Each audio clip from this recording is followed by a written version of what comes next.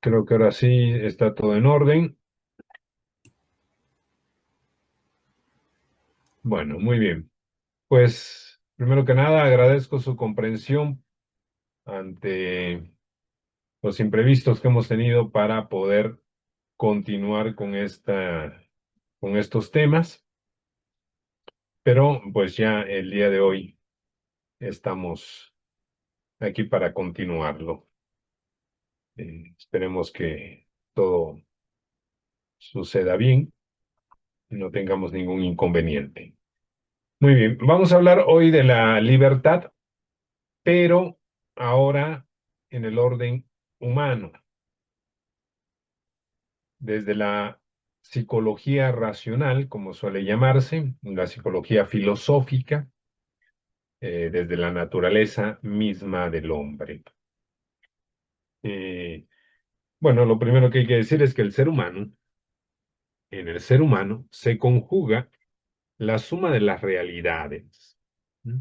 Su naturaleza sintetiza, asume y hace trascender toda la realidad material en una brillante anábasis que alcanza el orden espiritual resumido en la conocida expresión católica: Dios se hace hombre para que el hombre se haga Dios.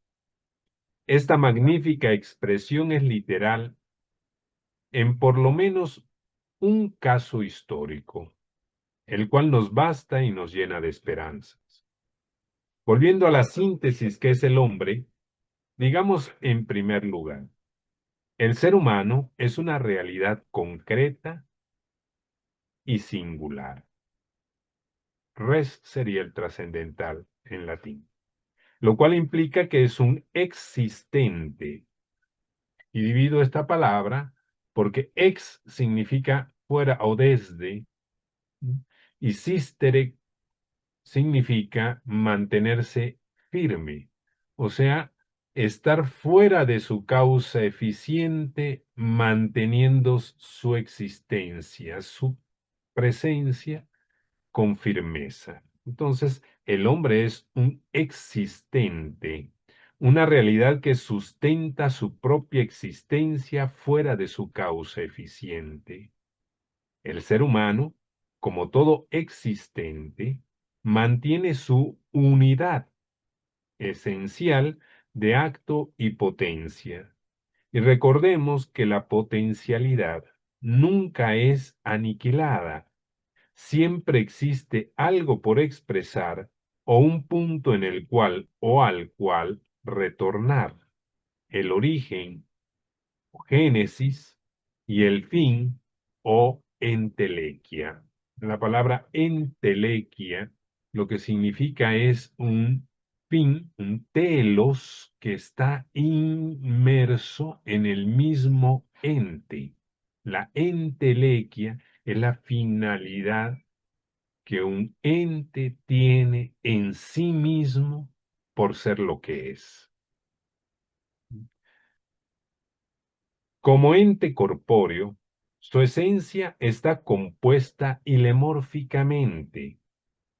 En esta composición común de todo cuerpo, la materia es lo absolutamente indeterminado y absolutamente determinable. Como tal, no puede recibir la existencia por sí misma, pero es la potencia máxima de ser. Por su parte, la forma es lo determinante, el principio que le da a la materia su ser esto o ser aquello. La forma es la determinación por la cual la materia pasa de la potencia pura a la potencia de ser.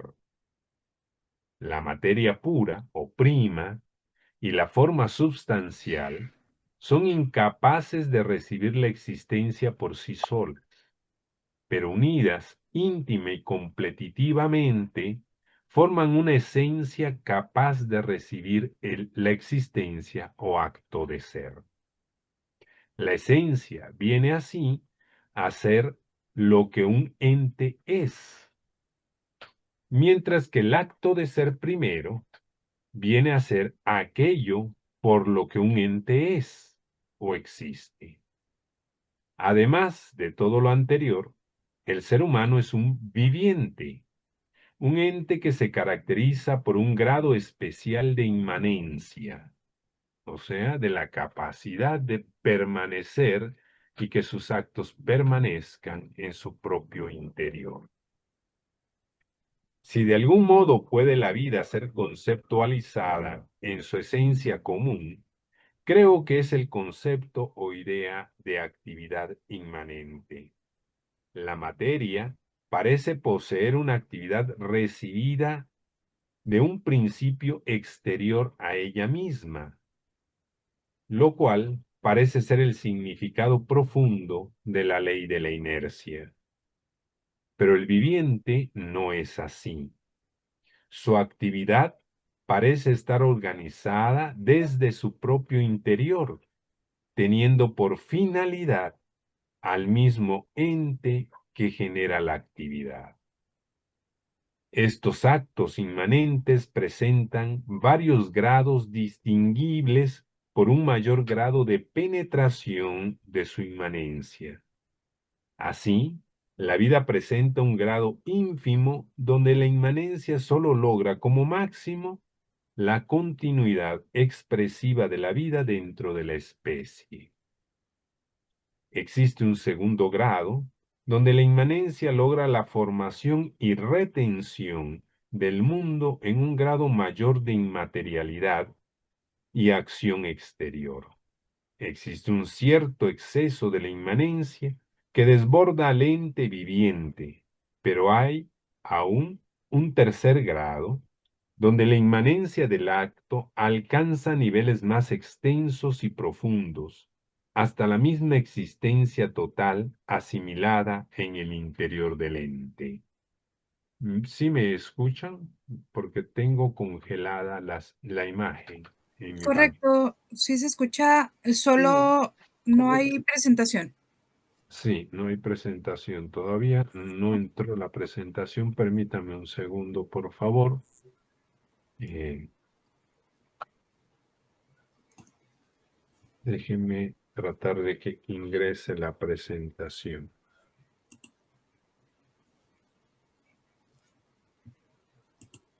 Pues si gusta enviármela y la presento yo sin problema.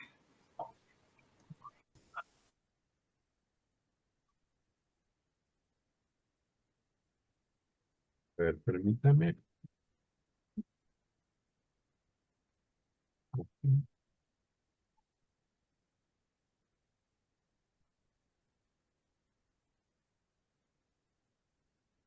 Eh,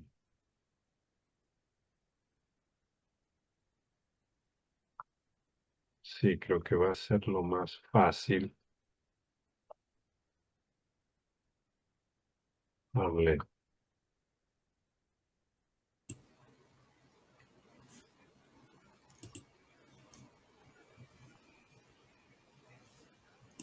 Déjeme hacer un nuevo intento.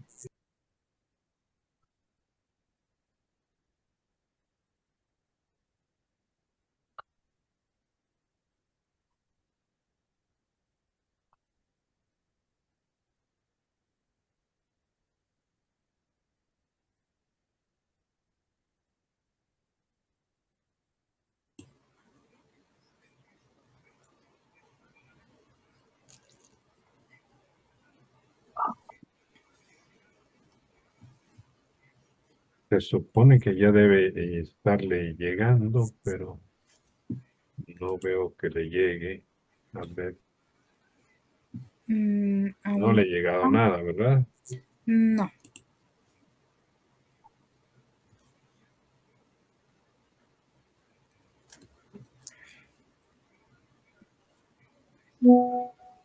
Me ha llegado ya. Ya, ok. Sí, permítame.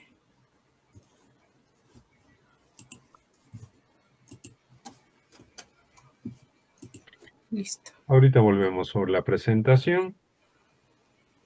También podemos referir esta inmanencia en términos de autoposesión. En realidad son solo dos diapositivas de puntos importantes preambulares en la presentación. Así, a mayor perfección de los actos inmanentes, mayor grado de autoposesión y de posesión del movimiento externo al ente. Así, en el primer nivel, no aparece mucha evidencia de autoposesión, y la posesión del ente externo parece reducirse a la posesión físico-material.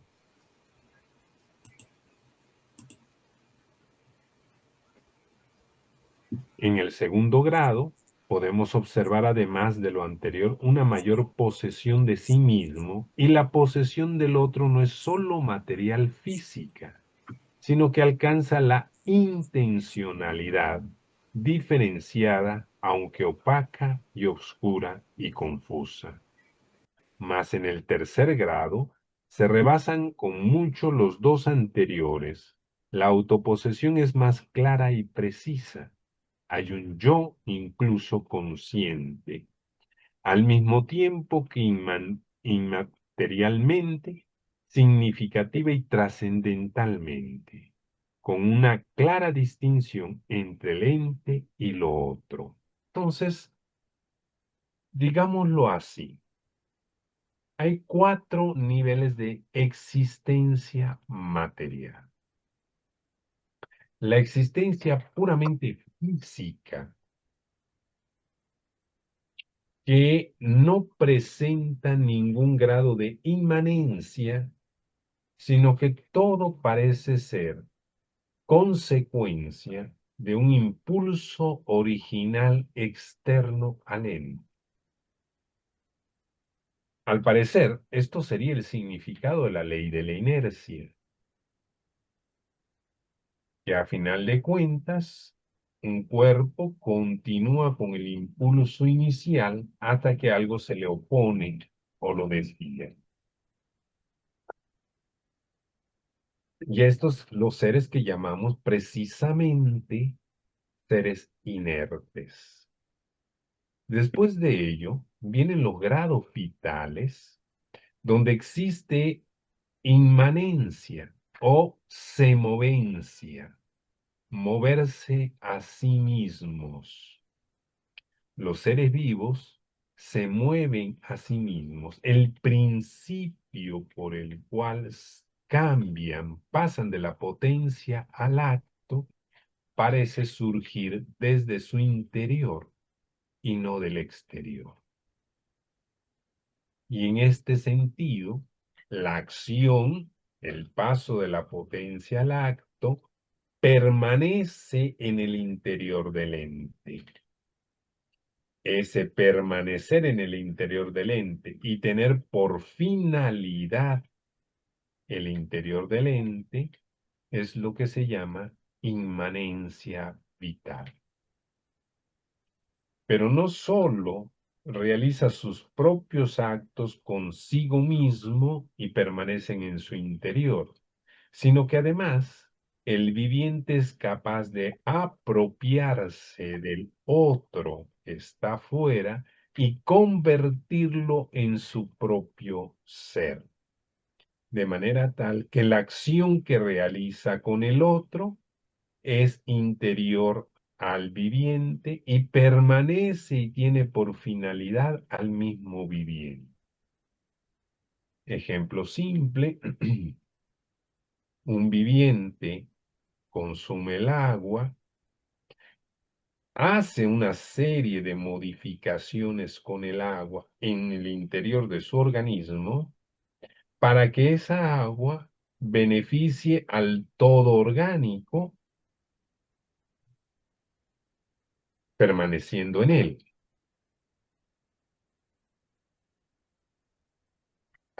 Ese es el primer nivel, el grado de inmanencia y de posesión del otro externo es físico-material, puramente fisiológico.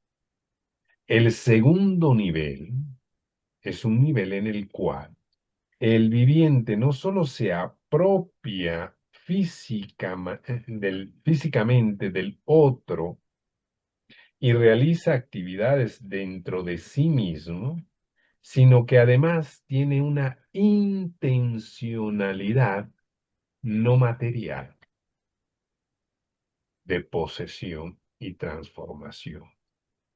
El viviente es capaz de identificar al otro y de ejercer después una acción o simplemente permanecer indiferente al otro concreto y singular.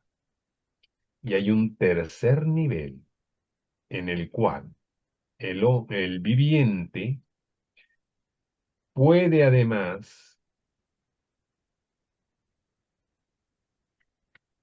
introducir en su ser intencionalmente al otro de manera universal.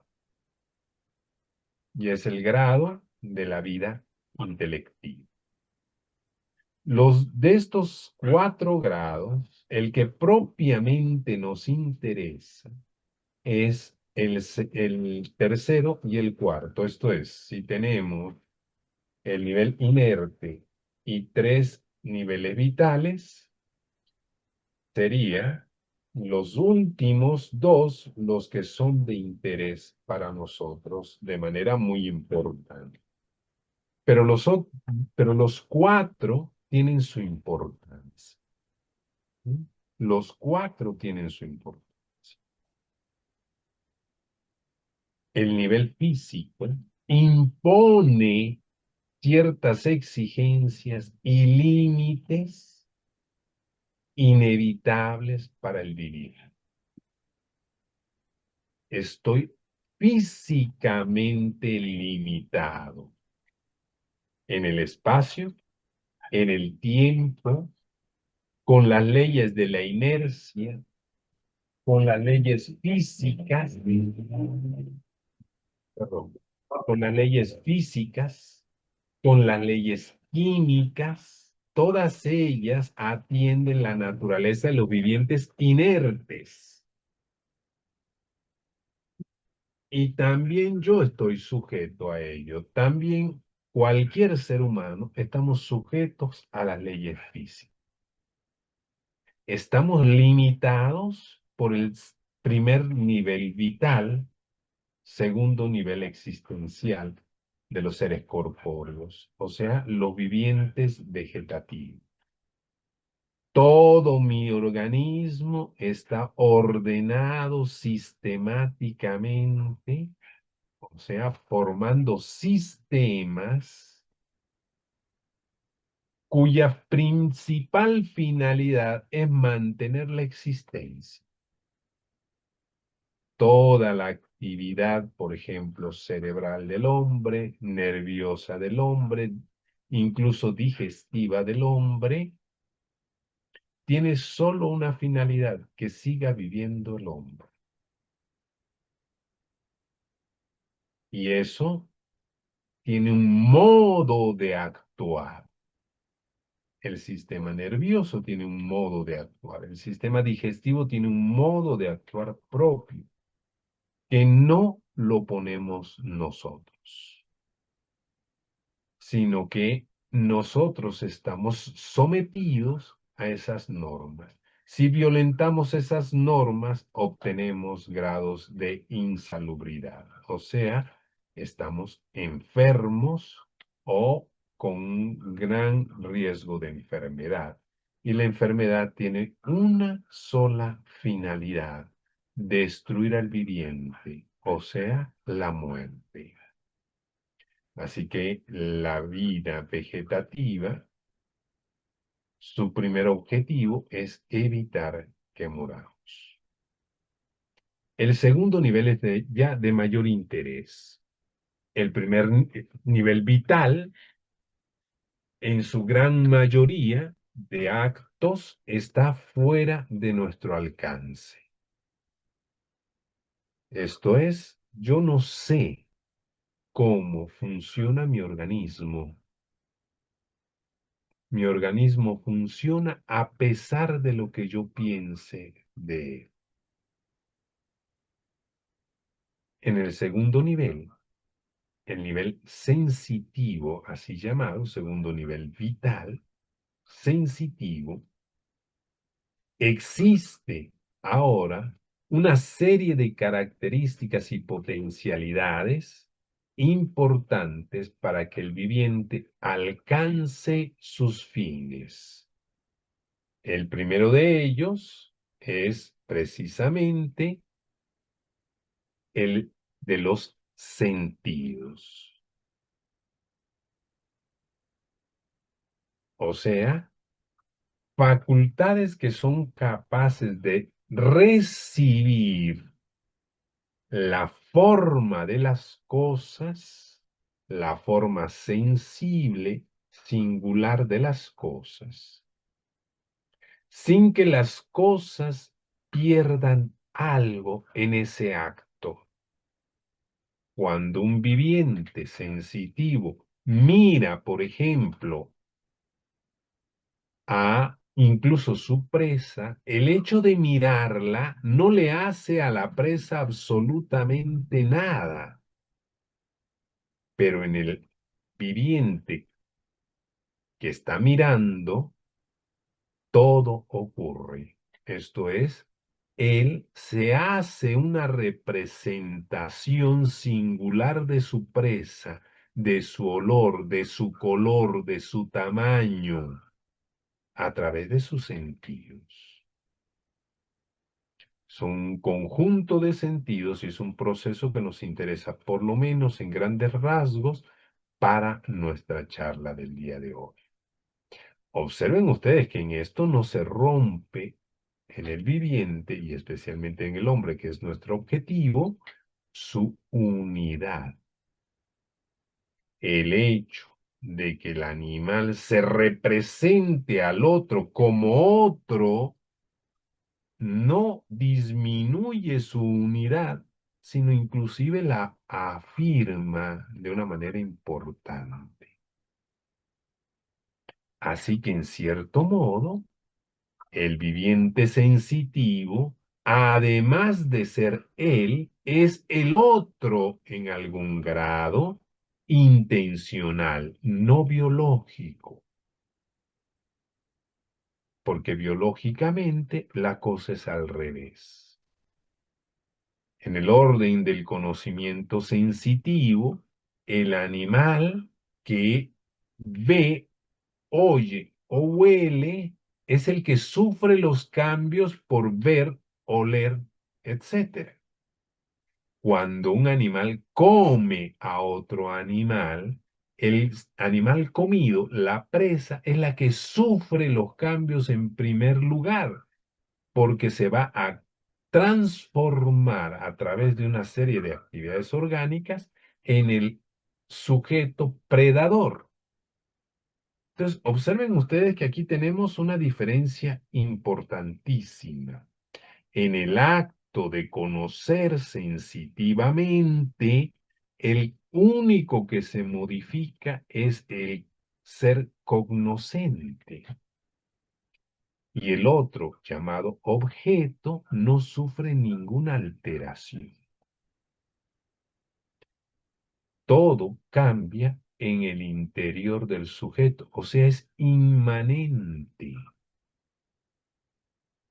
Pero cuando llegamos a la vida humana, ese grado de inmanencia se profundiza, porque ya no se detiene ni en el ser singular y concreto, ni en la utilidad inmediata existencial del otro, sino que tiende a algo superior, a algo universal, y como universal no puede ser poseído físicamente por el viviente. El concepto de animal abarca la totalidad de los animales, o sea, la totalidad de los vivientes sensitivos, pero no puedo devorar a la totalidad de los vivientes sensitivos. No sé si va siendo claro el asunto. ¿Mm? lo capto en términos universales y como tales no son poseíbles físicamente, solo son poseíbles intencionalmente, intendere, o sea, tender, dirigirse al interior de otro, a otro. Pero ese concepto modifica todo en mi interior a un nivel profundo. Si nos vamos entendiendo, hasta aquí estoy siendo suficientemente claro, entonces podemos observar que el hombre, que es el que nos interesa, está sometido a un conjunto de limitaciones y de necesidades. ¿Mm? De manera tal que visto así, no es un ser libre, es un ser determinado, que además tiene un destino, y si lo miro físicamente, ese destino es inevitablemente la muerte. Y si lo miro de manera materialista, con la muerte se acaba todo. Una vez que yo muero, se acabó todo en mi existencia. Los conocimientos, los bienes materiales e inmateriales que he poseído y acumulado, dejan de ser míos. ¿Por qué dejan de ser míos? Porque el mí ya no existe. No existe de ninguna manera.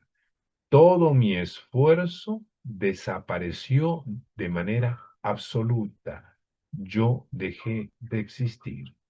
Y con ello los pensamientos que tenía, los conocimientos que tenía, todo desapareció. Si reflexionamos en esta concepción materialista, veremos por qué es frecuente que estas visiones materialistas terminen en la promoción de dos cosas: el hedonismo, el hedonismo y el suicidio. Esto es, ¿qué sentido tiene el esfuerzo y el trabajo más allá del placer y satisfacción que me pueden dar aquí y ahora mientras vivo? Una vez que yo esté muerto, el mejor pastel para mi paladar no tiene la más mínima importancia. ¿Y para qué sufrir la enfermedad? ¿Mm? Cuando la enfermedad simplemente es la decadencia del organismo que ya no puede sustentar su existencia y se convierte en sufrimiento la mayor parte y la menor parte el disfrute. El balance resulta negativo. Lo más sensato es la muerte. Y como no me está matando alguien, la muerte me la tengo que dar yo por propia mano. Se llama suicidio. ¿Mm? Hoy esto se ha transformado para que tome la dimensión de que esa es la consecuencia natural. Hoy eso se ha transformado en el principio de la eutanasia, que de eut no tiene nada. De buena no tiene más que la visión materialista. Es buena muerte porque me saca del sufrimiento que tengo y acaba con todo. Un suicidio asistido médicamente para que no sea tan violento para mí, porque hasta eso me produce sufrimiento. Entonces debo sufrir lo menos posible, principio del placer. Y para eso necesito que los técnicos desarrollen estrategias de manera tal que yo muera de preferencia sin darme cuenta de nada. Y entonces es la muerte asistida.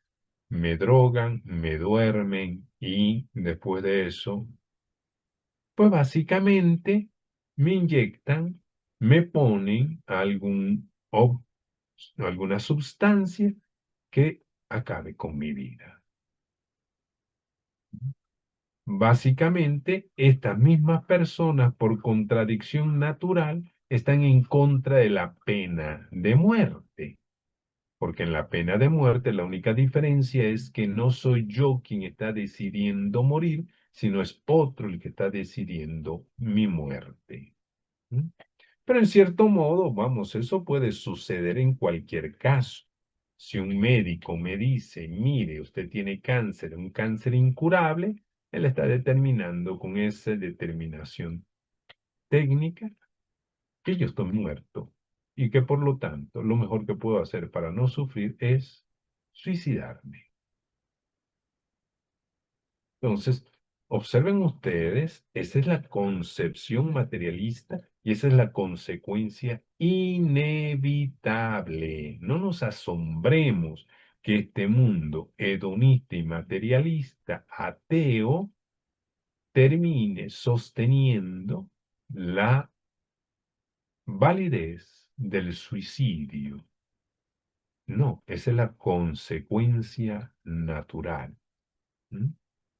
Ni siquiera el ananqué de los antiguos griegos, o sea, el destino que me lleva a la muerte. No, es que ni siquiera el destino quiero aceptar. Entonces, ¿por qué estoy determinado en orden del placer? Porque así es mi naturaleza. Mi naturaleza tiende a exigir comodidad y placer. Entonces, observemos siguiente diapositiva, por favor. Ahora, observemos que estos elementos corresponden a los niveles de vida. Cada género de vida está encerrado dentro de una serie de determinantes inevitables por su propia existencia. Las leyes físicas, las leyes fisiológicas, como le llamamos, o vegetativas, cuya finalidad es la sustentación de la vida, y los determinantes de las pasiones sensitivas, para llegar por último a los determinantes espirituales. Así que de este modo, observen ustedes algo muy importante. Estamos limitados necesariamente. Así que no existe realmente contraposición entre determinismo y libertad en el orden vital humano. ¿Estamos limitados? Sí. ¿Estamos determinados? Sí. ¿Somos libres? Sí. Y eso no es contradictorio.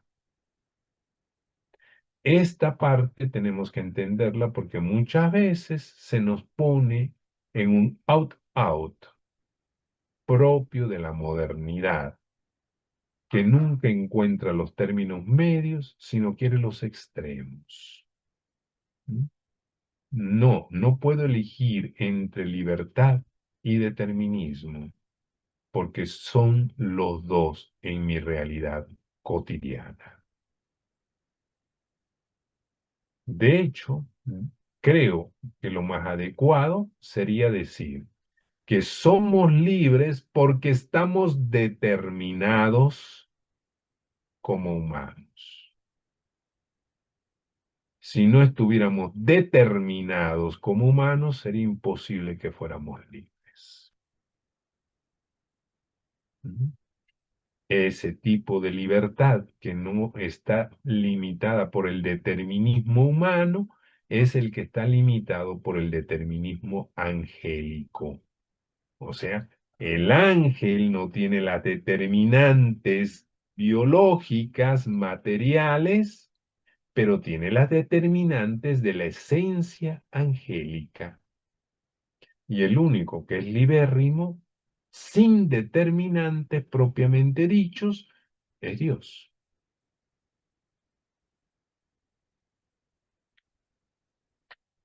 Entonces, no hay contraposición entre determinismo, destino y libertad.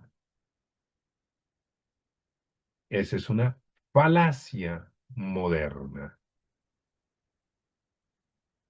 Digámoslo con Aristóteles, todo hombre desea ser feliz y no puede sino desear ser feliz. ¿Qué está diciendo Aristóteles en su Ética cuando hace esta afirmación? Lo que está diciendo es que estamos determinados a buscar la felicidad, pero no estamos determinados a alcanzarla.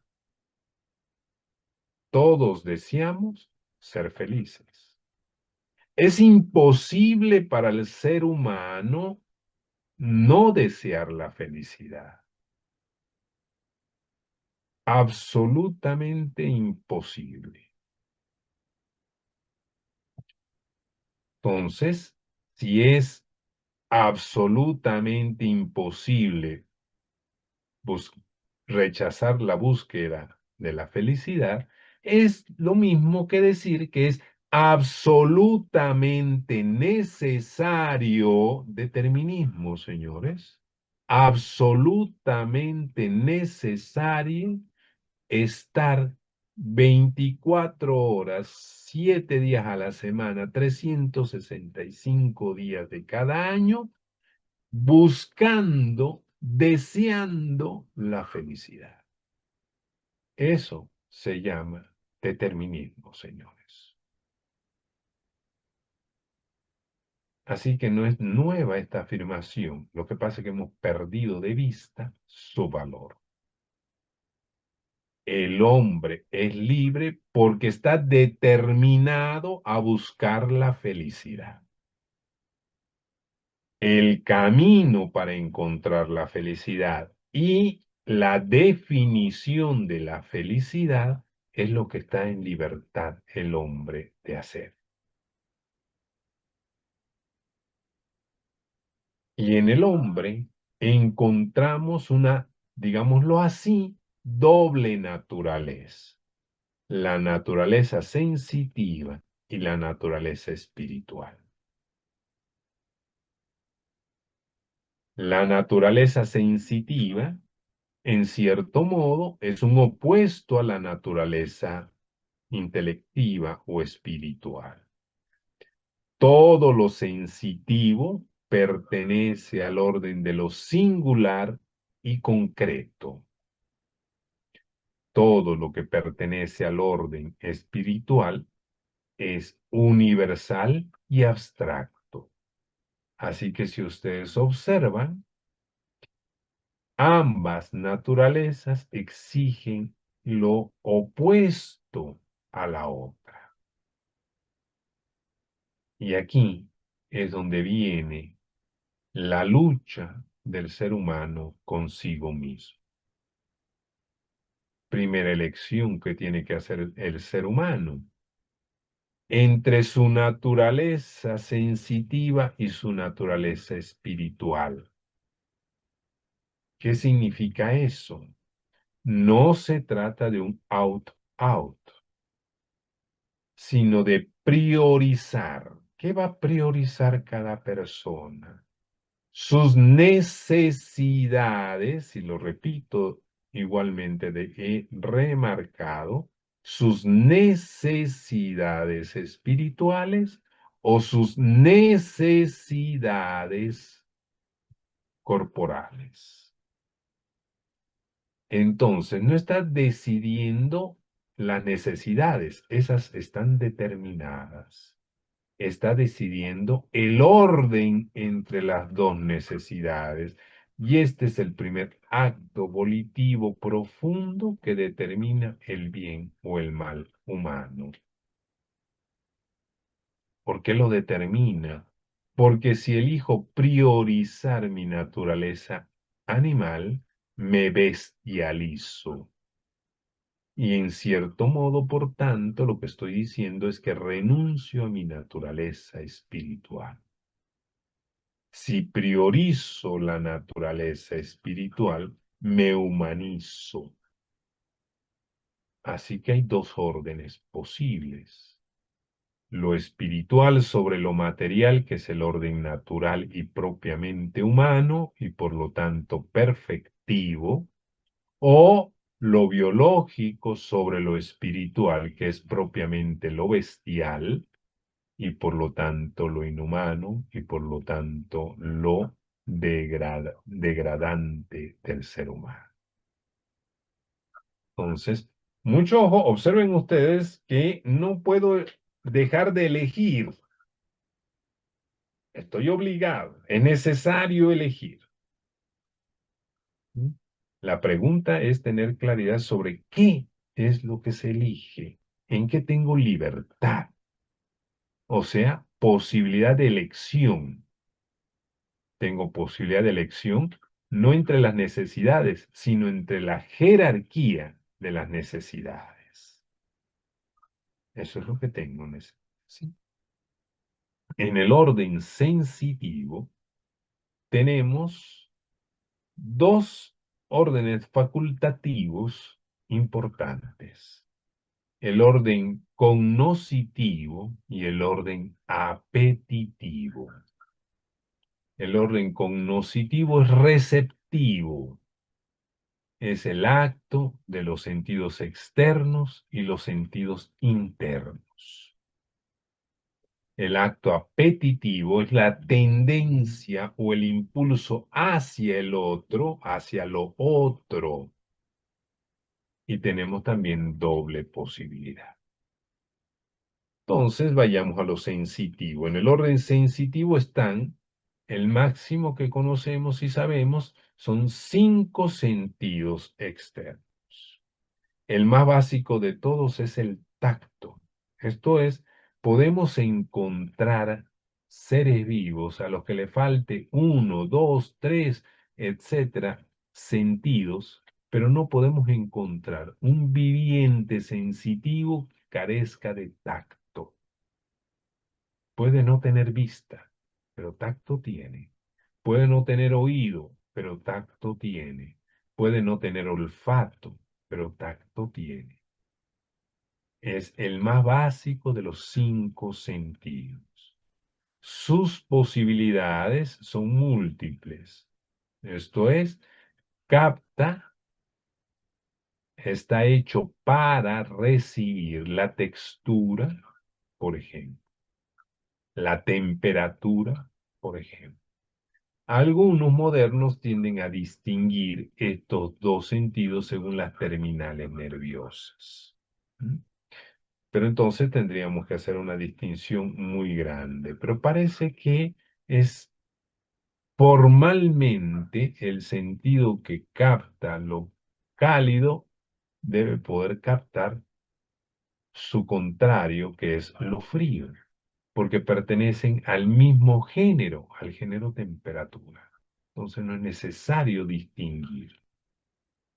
Pero está más importante todavía los 4 sentidos internos. El primer sentido interno es el sensorio común, generalmente traducido como sentido común, pero produce alguna diferencia, alguna confusión. Llamémosle sensorio común, o sea, lo que clásicamente se ha llamado raíz y término de todos los sentidos externos. O sea, ¿de dónde surgen, de dónde nacen los sentidos externos? Del sensorio común. ¿A dónde llevan todo lo que reciben los sentidos externos? Al sensorio común.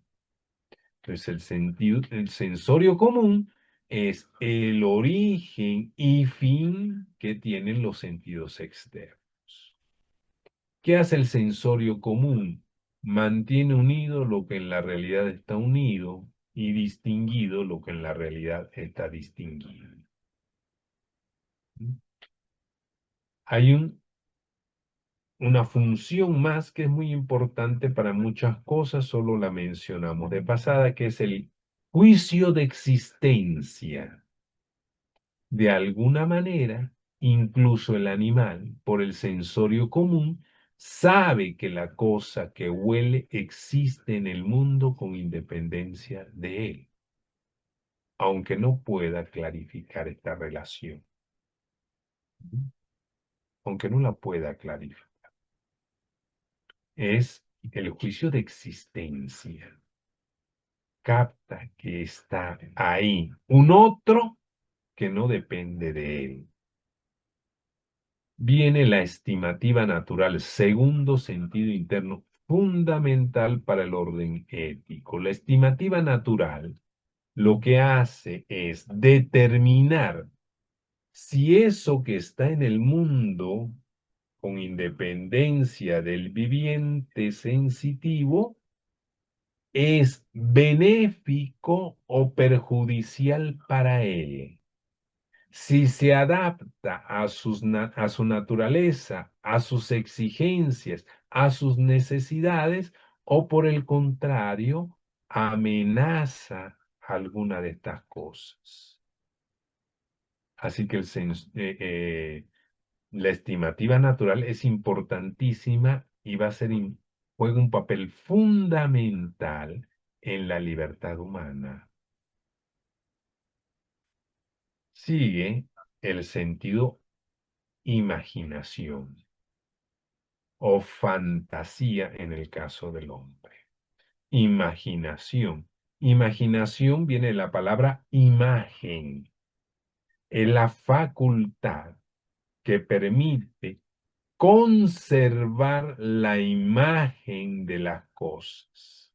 O sea, la representación sensitiva intencional. Cuando decimos sensitiva, decimos singular y concreta. Cuando decimos intencional, decimos que apunta hacia algo que está fuera del viviente. Entonces, retiene la representación sensitiva, intencional de lo otro. Esa es la imaginación. Y viene la memoria. La memoria establece el orden temporal de las cosas. Los animales superiores, por lo menos, son capaces de tener recuerdos. Esto es, de determinar si esta imagen corresponde al pasado o al presente. Al pasado o al presente. O en algunos casos, en cierta medida, hacia el futuro. Bueno, estos son los 4 sentidos internos. Repito, el más importante en el orden ético es la estimativa natural. ¿Por qué? Porque la estimativa natural comunica a 2 órdenes importantes, al orden intelectivo y al orden apetitivo sensitivo, las pasiones que llamamos animales.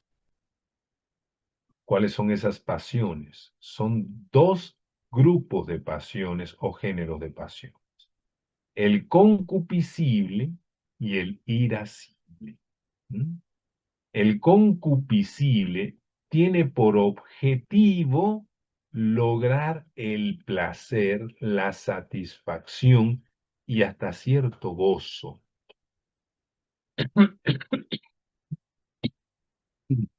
Perdón. Evitando la tristeza, la insatisfacción, el sufrimiento, el dolor, la privación. Ese es el concupiscible. El irascible está sometido a las necesidades del concupiscible. El concupiscible busca por todos los medios obtener los bienes y las satisfacciones con el mínimo de esfuerzo posible. Cuando no es realizable este objetivo, pero todavía se puede conseguir el bien, aunque con esfuerzo y trabajo, entonces se despierta la potencia que llamamos apetito irascible. Se le llama irascible porque la pasión más notoria de él es la ira, el enojo, la violencia que se desencadena. El objetivo que tiene el irascible es destruir el mal para conseguir el bien. Por lo tanto, es lucha, es combate, es esfuerzo, es violencia.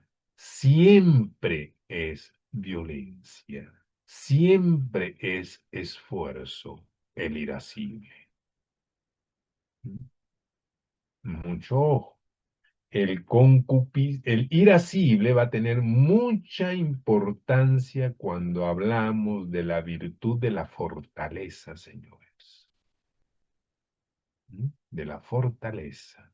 Y el concupiscible va a tener mucha importancia cuando se habla de templanza.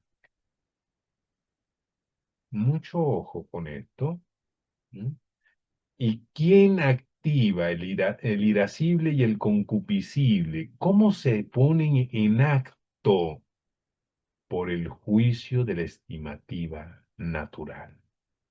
La estimativa natural determina, esto es un bien, o sea, esto es adecuado a mi naturaleza animal, concreta y singular, es necesario para mi subsistencia concreta y singular. Este objeto es un bien sensible. Decir que es un bien sensible es eso, que es adecuado a mi naturaleza sensitiva, biológica, y por lo tanto que aporta satisfacción, placer, satisface necesidades, etcétera, comodidad, etcétera. Y por esto, si nos vamos entendiendo bien, verán ustedes que cuando hablamos de la vida superior, todo lo que lleva estos adjetivos, ¿ya lo vieron? Son considerados bienes inferiores, porque esos son los mismos que tenemos los seres humanos y las bestias. Entiéndase bien, bestia es el nombre propio del animal sensitivo irracional o sometido a el instinto. Entonces, fíjense bien, ¿quién activa al concupiscible y al irascible? Lo activa un juicio de la estimativa natural. Sin la estimativa natural, no pueden desencadenarse ni el irascible ni el concupiscible. O mejor dicho, no se puede desencadenar el concupiscible y mucho menos el irascible que depende de los fines del concupiscible. El irascible siempre va a terminar en cualquiera de las dos pasiones del concupiscible. El concupiscible tiene dos pasiones finales y terminales: la satisfacción, placer, alegría, y el otro es su opuesto, la tristeza, dolor, decaimiento de ánimo. Entonces son dos. Bueno, el irascible va con el irascible, con ese impulso a la lucha, a la violencia, al sufrimiento, va a tratar el viviente sensitivo de alcanzar al final la satisfacción, el placer el gusto, la comodidad, etcétera. Así que el irascible es una pasión sometida a el concupiscible. La pasión principal es el concupiscible. En el orden superior del tercer nivel, vamos a tener dos facultades también, y aquí son las dos facultades propias de este nivel, que son el intelecto y la voluntad. El intelecto es una facultad cognoscitiva, por lo tanto, en primer lugar es receptiva, pero activa, que forma el concepto y los juicios universales. Y la voluntad, que es el apetito racional, esto es, que es la tendencia a obtener lo que el intelecto presenta como un bien. Si el intelecto, por lo tanto, falla, la voluntad puede tratar de conseguir un bien inferior sacrificando un bien mayor. Y a eso se le llama pecado o falta moral. Entonces, mucho ojo con esto.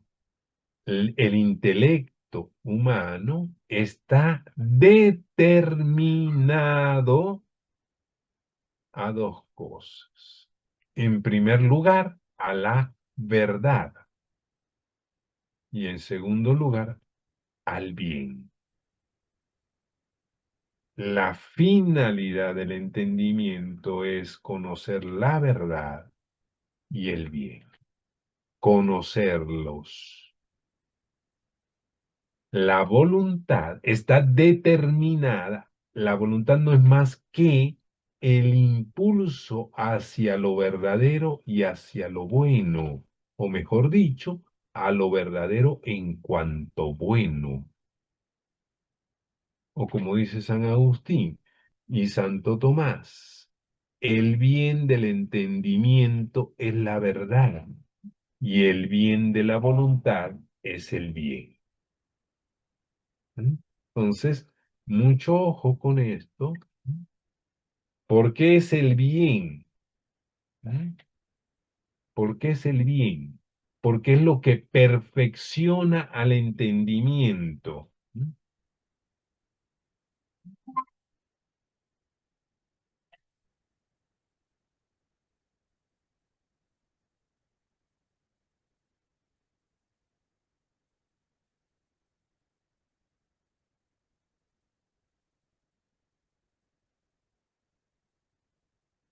¿Sí? Por eso es el bien. ¿Qué perfecciona la voluntad? El bien. Todo lo que perfecciona a un ente es un bien. Así que cuando preguntan, ¿qué es el bien? ¿Quién determina lo que es bueno, lo que es malo? La respuesta es muy simple. El sujeto, la naturaleza, la esencia del sujeto que lo percibe. Ese lo determina. Digámoslo así, ¿por qué es bueno para el corazón tener compresión? ¿Mm? O sea, lo que llamamos palpitar. ¿Por qué es bueno para el corazón?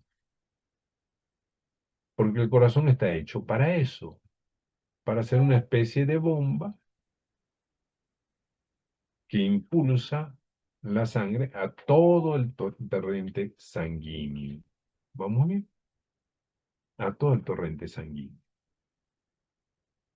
Y como es un bien para el corazón, es un bien para la totalidad del sujeto.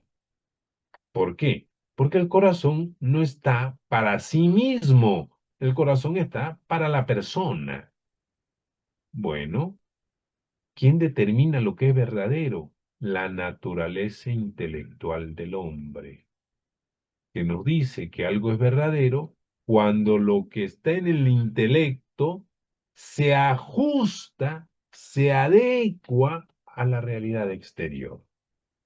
Y eso le ocurre a cualquiera. Y aquí, como dice Aristóteles, ¿sí? Quien es escéptico de la verdad, lo único que puede hacer es sentarse junto a un árbol y vegetar. ¿Por qué? Porque cuando come, es verdad que come, y él sabe que es verdad que está comiendo. Cuando habla, es verdad que habla, y él sabe que es verdad que está hablando. Cuando piensa, es verdad que piensa, y él sabe que es verdad lo que está pensando. El contenido del pensamiento puede ser falso, pero es verdad que está pensando. Es verdad que está hablando. Lo que habla puede ser basura, pero es verdad que habla. Así que cada acto que realiza quien niega la verdad es un mentís a lo que está afirmando, que no existe la verdad. Cuando ve, es verdad que ve, y él sabe que es verdad que ve. Puede ver más o menos bien, pero es verdad que ve, definitivamente. Bueno, pues la naturaleza nos dice que cuando algo perfecciona, cubre una verdadera necesidad del viviente, eso se llama bien. Y por eso en el hombre hay bienes materiales y bienes espirituales.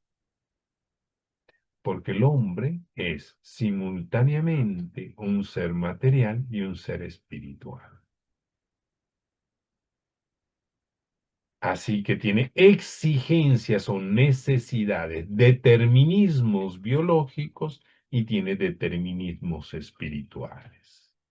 Y tiene que elegir el orden entre ellos. Y eso es lo que abre todo el universo de lo ético o moral. Pero el hombre enfrenta una lucha entre lo universal y lo concreto. Esto es, el vaso no existe en la naturaleza, no existe en el mundo artificial, en general, en el mundo no existe el vaso. Existe este vaso, este otro, este otro, este otro y miles de más vasos. Mi intelecto dice, quiero un vaso y tengo 10 enfrente. ¿Cómo decido cuál elijo? Algunos han dicho el más cercano. No es cierto. Muchas veces elijo el que me parece más bonito, el que está atrás. Muchas veces elijo porque soy Contreras, siempre el más difícil. A veces elijo el que veo que está más limpio, el que es más grande. Y no necesariamente es el que está más al mi alcance. ¿Quién hace el juicio de cuál es más grande y más chico, más limpio, más sucio, más bonito, más feo? La estimativa natural, señores. La estimativa natural es la que nos permite tomar este vaso y no los demás. Hacer que mi movimiento de mi mano vaya directa y específicamente a este vaso concreto y singular y no a otro. Y si no hubiera el juicio de la estimativa natural, no podría tomar ningún vaso. Entonces observen ustedes cómo la estimativa natural determina el bien material, biológico, físico, funcional, ¿sí? Y a la vez especifica el orden del pensamiento. ¿Qué elijo? ¿El vaso o este vaso? Pues lo que elijo es este vaso, porque el vaso que tengo en la mente es todo vaso habido y por haber. pero ese vaso no me sirve para tomar agua. Entonces, ese traslado de lo universal absoluto a lo singular concreto se logra gracias a la estimativa natural, que se llama razón inferior en los trabajos de Santo Tomás de Aquino, por ejemplo. A eso es a lo que llama Santo Tomás de Aquino razón inferior, a la estimativa natural en el hombre, que está abierta al intelecto. Toda estimativa natural está abierta al intelecto. La diferencia es que en los animales irracionales está abierta al intelecto de otro. Por eso el otro puede ejercer poder, control, dominio sobre los animales, porque su razón natural inferior está abierta a recibir una determinación intelectual. Pero como él no tiene intelecto, la determinación intelectual que recibe es la del hombre de manera directa, cotidiana. En el hombre, su razón natural, su estimativa natural, está abierta al intelecto, pero como él sí tiene intelecto, él puede ejercer un dominio y un control sobre su propia razón natural inferior. Bueno, ese ejercicio es el que va a permitir, en primer lugar, ya dijimos que la razón, la estimativa natural, conecta con con las pasiones. Bueno, pues cuando el intelecto ejerce su influencia sobre la estimativa natural, ejerce influencia sobre las pasiones. Y la voluntad impera, manda. Entendámoslo bien, imperar es mandar, es gobernar. La voluntad impera sobre el juicio de la estimativa natural para que ejerza la acción sobre las pasiones y las pasiones sobre la conducta general. Este es el orden que tiene la vida humana o debe tener la vida humana. Por el pecado original, principalmente, puede suceder que las pasiones empiecen, o sea, el proceso sea al revés. La pasión mueve a la estimativa para decir, esto es bueno aunque no lo sea. Y hacer su esfuerzo para que el intelecto y la voluntad elaboren pensamientos para que la voluntad acepte como bueno lo que no es tan bueno. Mucho ojo. Orden jerárquico, por favor, no lo pierda de vista. Todo el problema del bien y el mal humano es un problema de orden. Ya lo dijo San Agustín, señores. Es un problema de orden. El mal consiste en el desorden. El bien consiste en el orden, porque el mal es carencia. Carencia. No puedo decir que el mal sea pura ausencia, es carencia. O puedo decir que es ausencia de orden. Un sexto dedo en la mano, lo que desordena es la estructura biológica de la mano. Y por eso es un mal.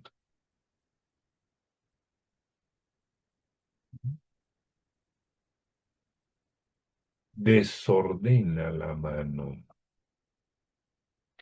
pero es la presencia de algo extra, el sexto dedo. Entonces, entendámoslo bien. El mal es un desorden.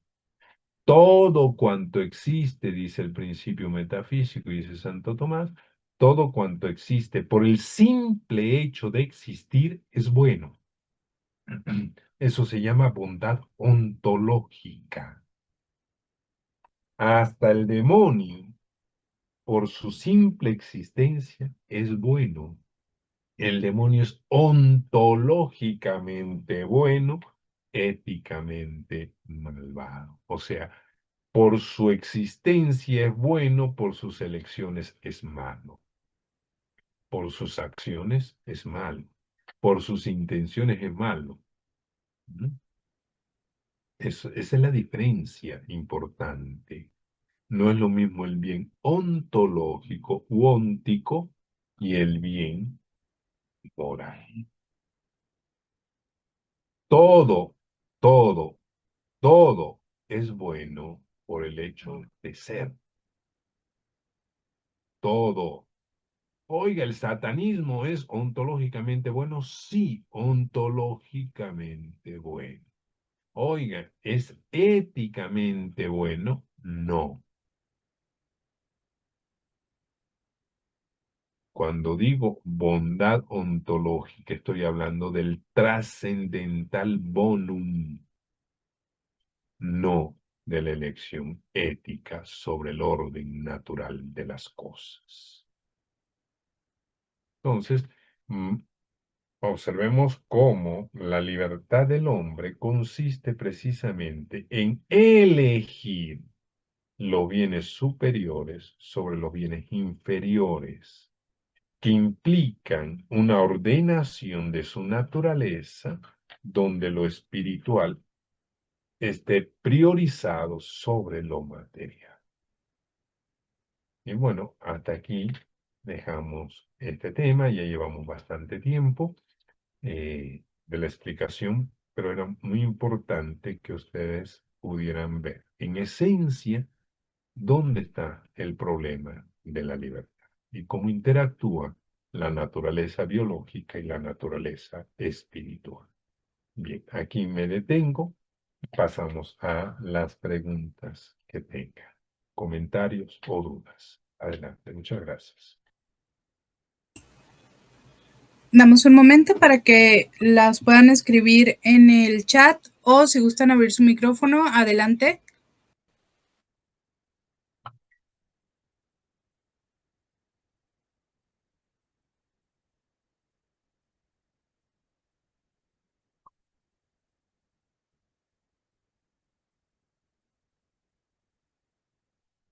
Mientras llegan las preguntas, tenemos aquí algunos comentarios. Bueno, primero recordarles que en el chat está el pase de lista para que nos apoyen, por favor, a llenar los datos y así hacerles llegar su reconocimiento por la participación.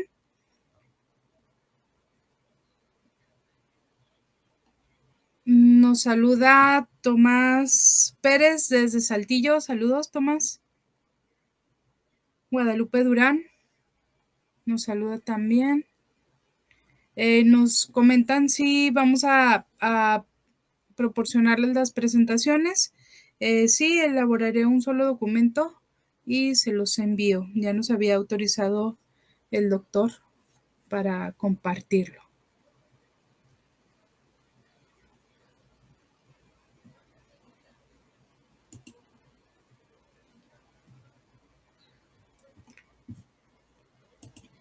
Quedaron muy impresionados, doctor. No veo las preguntas. Decía un maestro mío, una de dos, o no fui claro y nadie entendió nada, o fui suficientemente claro y todos entendieron. Nos pregunta Abel Alcalá. Hay filósofos que niegan el libre albedrío y otros que lo afirman y separan de la libertad. ¿Qué nos puede comentar sobre el tema? Bien, como decía, en el ser humano vamos a encontrar ambos aspectos que podemos poner en la contraposición de Eleuteria y Ananké, que usaban los griegos. El destino, esto es, haga lo que haga, va a suceder esto, ¿no? Hay muchas obras clásicas, una de ellas por cuestiones de psicoanálisis ha sido Edipo Rey, ¿no? Estaba por destino él iba a matar a su padre, casarse con su madre, etcétera, ¿no?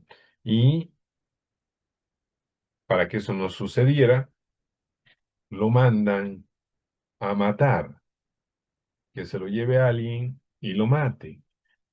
A quien contratan para ello no tiene el corazón para matar a un niño y entonces lo entrega a una tribu lejana y no sabrá quién es. Y efectivamente, Edipo nunca sabe que su padre es el rey a quien tiene que enfrentar para liberar a su pueblo y dominar el mundo, tomar su trono, ¿no? Y se enfrentan, como se acostumbraba a enfrentar los grandes líderes, ¿no? A final de cuentas, Edipo contra su padre, Edipo no sabe que su padre es su padre, y en el combate da muerte a su padre, sin saber que es su padre. Y como opción para apaciguar ambos pueblos y mantener la unidad, decide casarse con su madre, sin saber que es su madre. Y entonces se cumple el destino marcado, al cual estaba destinado. Y era inevitable que sucediera. Bueno, eh, hay una posición en la cual podemos tomar el destino. ¿Por qué? Porque podemos observar todas estas limitantes de las que hemos hablado. Hemos hablado de limitantes y dentro de esas limitantes se da la libertad. Bueno, veo las limitantes y puedo negar la libertad. Y me quedo en el extremo. Hay otros que han hecho la inversa. Niegan los determinantes y se quedan con la pura libertad. Son dos extremos que, como ve, los dos tienen una base real. El problema es que ninguno toma la base completa. Son ideologías, son parcialidades tomadas, convertidas en absolutismos. Eso es lo que ha pasado a través de la historia y hay muchos autores que niegan eso. Laplace, por ejemplo, de hecho inventa su cálculo de probabilidades fundado en la idea de que toda la existencia humana está determinada. El problema es que no sabemos todas las condiciones, pero si pudiéramos enlistar todas las condiciones, veríamos que la persona solo podía hacer eso y no existió libertad. Entonces, sí, siempre han existido estos pensamientos deterministas y parece ser que en algunos casos, no tanto en los pueblos antiguos ni en el medioevo, la libertad absoluta, como la estamos viviendo hoy. Hoy hemos llegado al extremo de sostener la libertad absoluta, tan absoluta como para determinar hasta mi propia biología. ¿Mm? Entonces, bueno, son precisamente eso, extremos, ¿sí? No pecan por afirmar que estamos determinados, ni pecan por decir que estamos libres, pecan por decir que solo existe determinismo o pecan por decir que solo existe libertad. Ahí está el problema, en el solo, ¿m? No en lo que viene después. Entonces, tenemos que estar preparados y entender que hay las dos cosas en el ser humano. Si no entendemos eso, vamos a irnos al extremo. Vamos a negar el determinismo y nos vamos a ir al liberalismo absoluto. O vamos a negar la libertad y nos vamos a quedar en el determinismo absoluto. Porque siempre estaremos cortados. No, existen los dos. Eso hay que entenderlo muy claramente. ¿Mm? No sé si eso aclara un poquito la cuestión que plantea.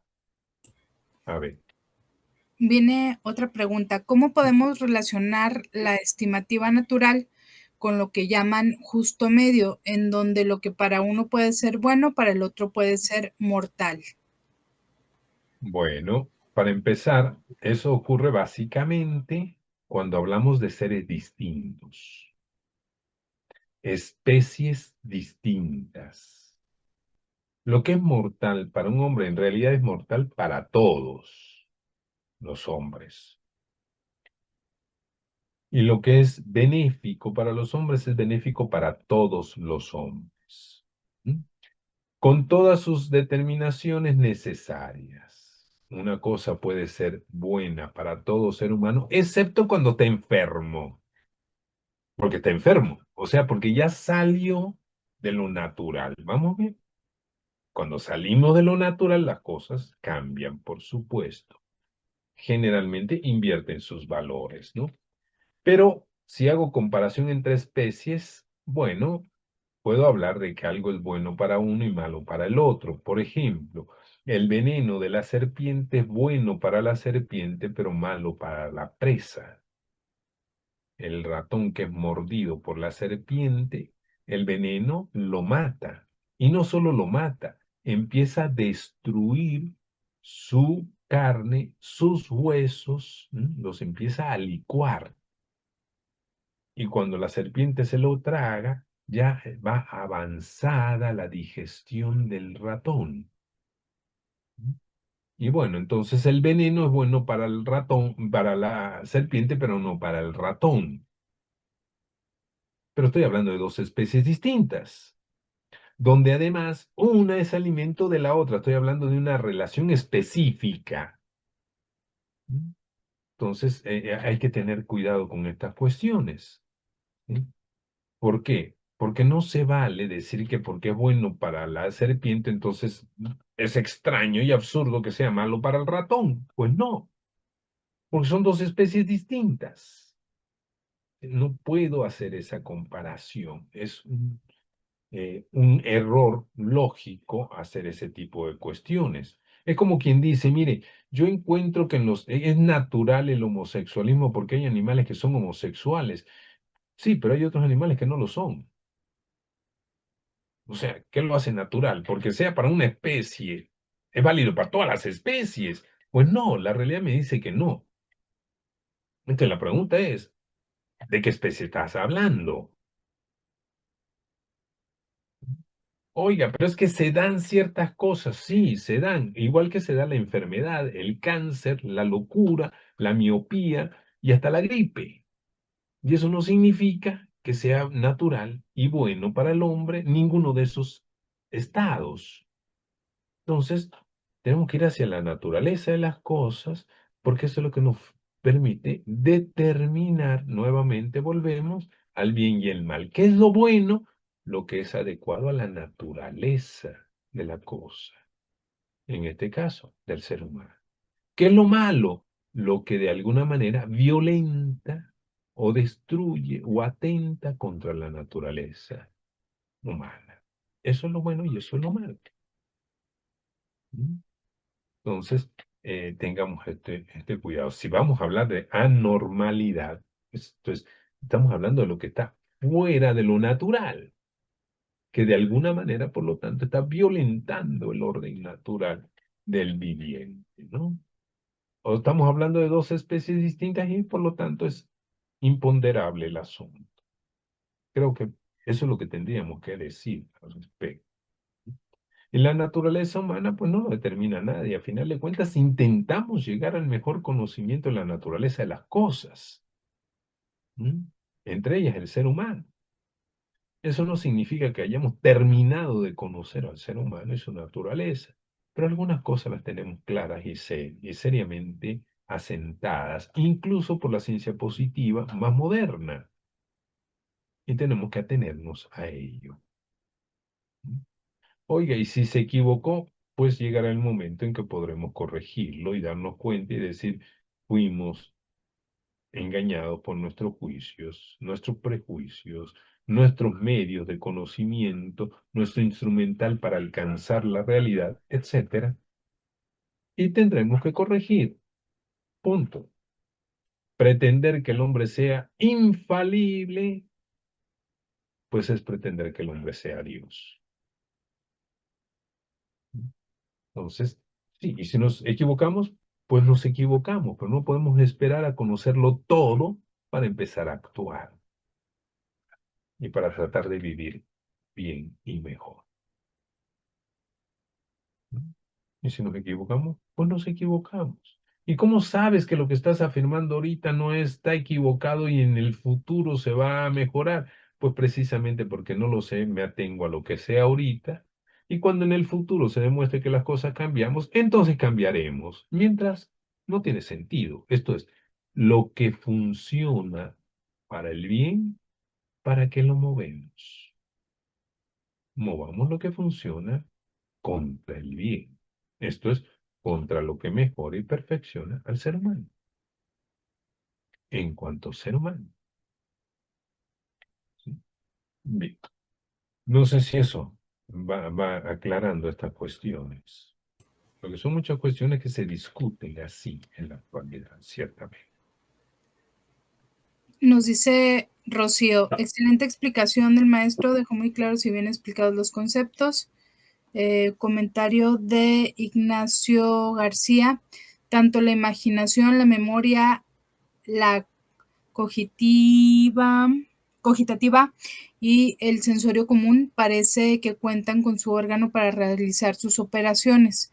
Algunos señalan la corteza cerebral, de ahí corruptible, pero el entendimiento es una potencia del alma de naturaleza espiritual y por ende incorruptible. Nos... De no- ¿Me escucha? Sí, Se me congeló la imagen. se ve congelado, pero sí se escucha. Hola, ¿me escucha?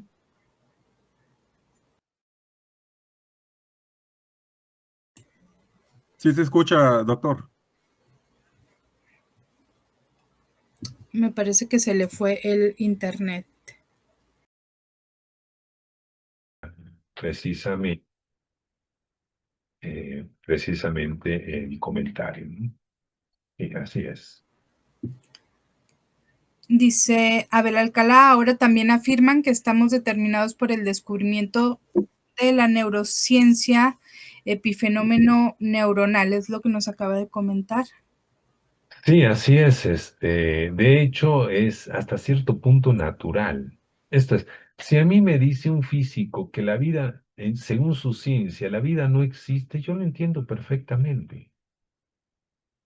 Según su ciencia, la vida no existe. ¿Por qué no existe?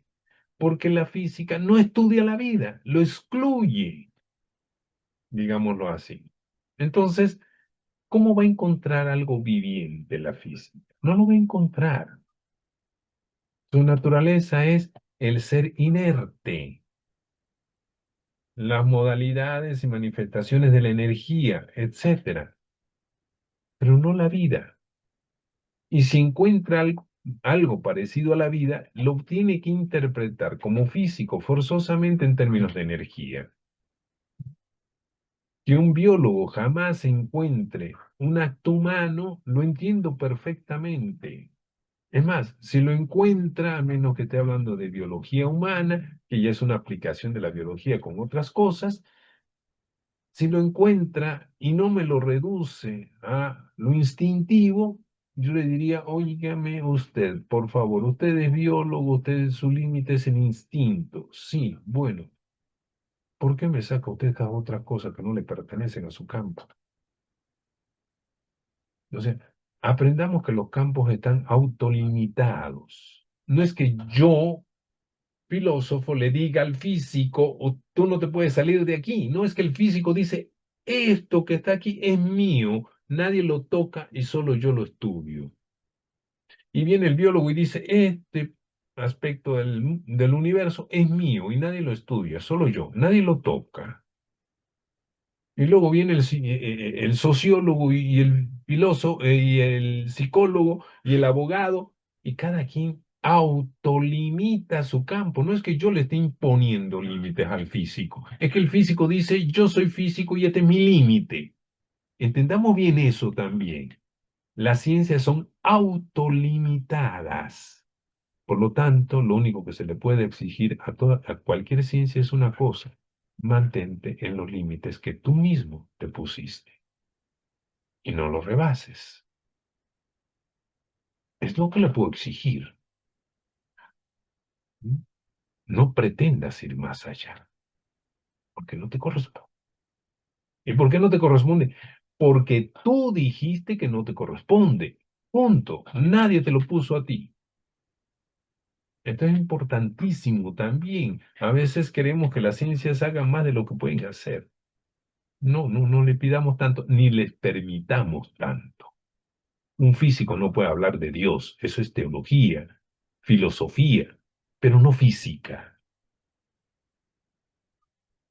Vamos bien, entendámoslo. ¿Sí? Es más, un físico no puede decirnos qué es la energía, porque es un punto límite. Así como un biólogo no puede decir qué es la vida. ¿Por qué? Porque es su punto límite. ¿Mm? Supone la vida como un término primitivo que todo el mundo entiende y a partir de él hace todo su trabajo. Igual que el físico entiende energía y que todo el mundo entiende lo que es energía. Y a partir de ahí puede hablar de las partículas, modalidades, etcétera, de la energía. Pero ¿qué es la energía en sí misma? Nunca me lo va a decir. Es su límite. Y ese límite porque él se puso ese límite. Y por lo tanto no me puede hablar de Dios. Lo siento. Me puede dar elementos para que un filósofo diga, mire, esto visto desde más arriba, es así. Igual que un químico no me puede hablar de energía. Y los átomos y electrones, él usa el término átomo, electrón, protón, etcétera, que le da la física al químico. Pero él no estudia esas cosas. Él estudia reacciones entre átomos. Por eso la tabla periódica que tiene átomos. La tabla periódica es como el ABC de un idioma. Es aquello con el punto límite con el cual se construye toda la ciencia. Él empieza del átomo, no del electrón. Aunque use el electrón para determinar cuántos electrones y decir cuántos electrones hay en órbita del núcleo. Pero él investiga cuántos electrones hay. No, eso lo hace la física. Y la física le dice, este cuerpo tiene 2 electrones o 5 electrones. Una ciencia superior le dice, es que los electrones así y así, asado. Pero no lo hace el químico. Entonces, entendamos, cada ciencia tiene sus propios límites que ella misma se pone. Y lo que podemos hacer y debemos hacer es pedirle que se mantenga dentro de sus límites. Y una ciencia superior puede explicar los límites de una ciencia inferior. Eso es estructura básica o relaciones básicas entre las ciencias. ¿Vamos bien? Entonces, eso es lo que hay que hacer. Es que hay que conocer ciertas cosas muy importantes para no dejarnos engañar. Un físico, en cuanto físico, no me puede hablar de Dios, de la vida, mucho menos del intelecto, del conocimiento. No me puede hablar absolutamente nada de eso. En cuanto físico, me puede aportar datos para mí que estoy estudiando una ciencia más universal. Esos datos me pueden ser útiles, pero la inversa no vale. Entonces, entendamos. Autolimitación de la ciencia. Muy bien. Usted se puso sus límites, respete sus propios límites. Y no pretendamos nosotros que hagan más de lo que hacen o pueden. No sé si eso queda un poco más claro cuando hablamos de ciencias, porque a veces queremos que es que la física demuestra que Dios existe. No es cierto, eso es imposible. No lo puede hacer. Es imposible, no lo puede hacer, está fuera de sus límites. Dios está mucho más allá de la física. Por lo tanto, la física no lo puede alcanzar. Es como si el físico quisiera decir, mire, es que nosotros inventamos la matemática. No, mi cuate, los matemáticos inventaron la física, que es distinto. ¿Mm? Y ciertos principios que son axiomas para el físico son conclusiones de un argumento para el matemático. Entonces el matemático puede juzgar del físico. No sé, espero que sea más claro y ayude eso.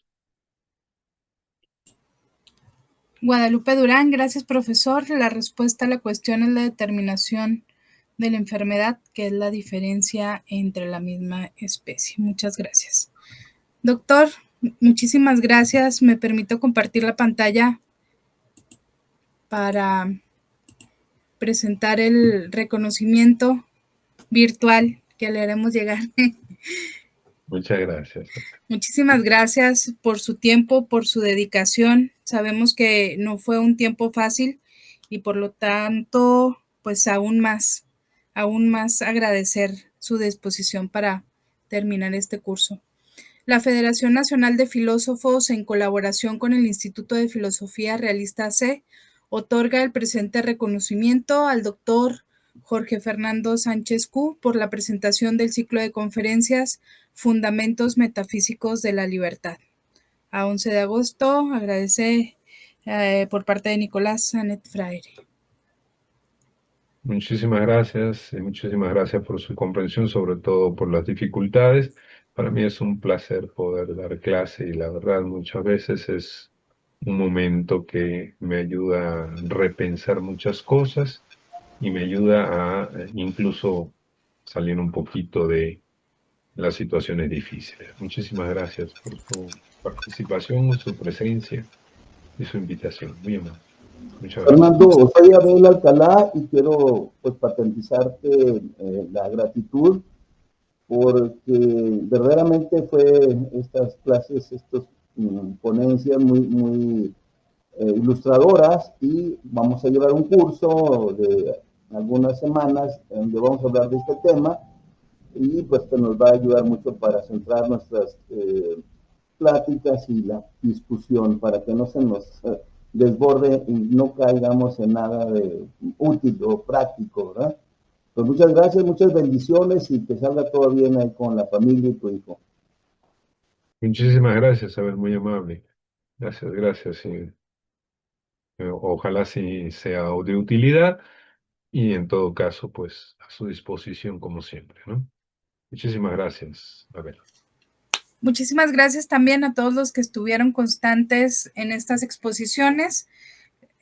A través de sus correos electrónicos les haremos llegar la información compartida en esta serie de conferencias y el reconocimiento de participación. Si alguno tiene alguna situación extraordinaria, le pido por favor me lo comente por correo electrónico o por WhatsApp o por nuestras redes sociales en Facebook, Sociedad Filosófica de la Laguna y Federación Nacional de Filósofos.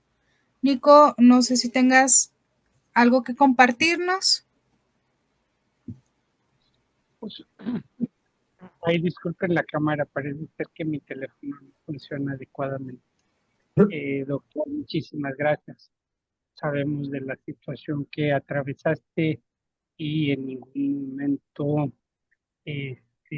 nos lo compartiste como tal. Nuestras oraciones contigo y el esfuerzo que desplegaste y esa voluntad de compartir, pues tiene que ser agradecida doblemente. Muchísimas gracias, doctor. Creo que para todos nosotros ha sido una bendición. Espero sacar el mayor provecho de él y compartir de alguna manera esta experiencia que nos has compartido, replicarla eh, con los compañeros y la sociedad en general, que es muy necesario replicar este esfuerzo. Gracias, doctor. Muchísimas gracias. Muchísimas gracias a ti, Nicolás, la paciencia, la confianza que nos has brindado, que nos me has brindado personalmente también a mí, no solo al Centro de Filosofía Realista, y te agradezco muchísimo la invitación y la paciencia para que esto se llevara a término por las circunstancias que tuvieron. Muchísimas gracias, Nicolás, muy amable. Nuestras oraciones con tu familia. Gracias.